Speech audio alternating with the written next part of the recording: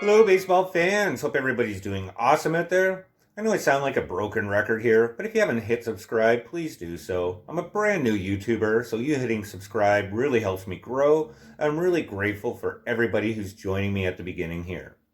So, today I thought we could talk about one of the last big free agent relievers on the market, and that's no other than Alex Colome, who was pitching for the White Sox last season.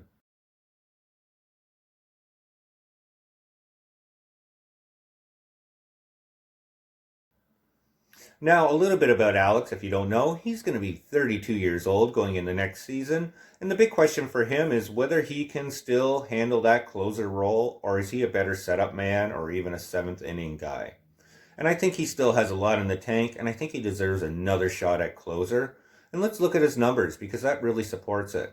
In 2020, his ERA was amazing 0.81, 12 saves, and a 1.0 WAR. 2019, very consistent as well. 2.80 ERA, 30 saves, and a 1.1 WAR.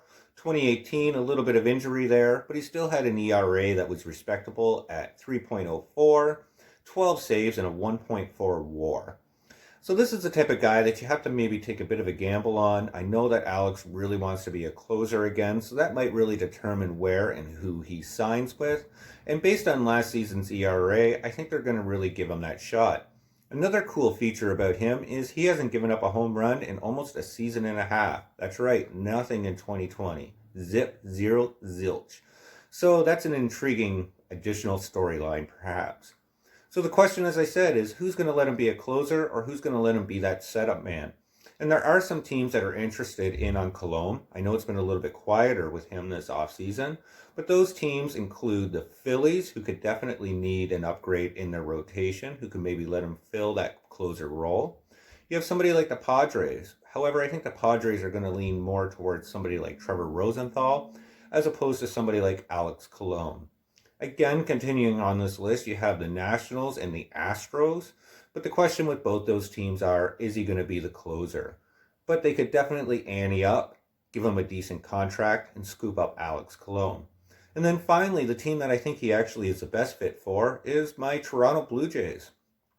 The relievers are getting thin.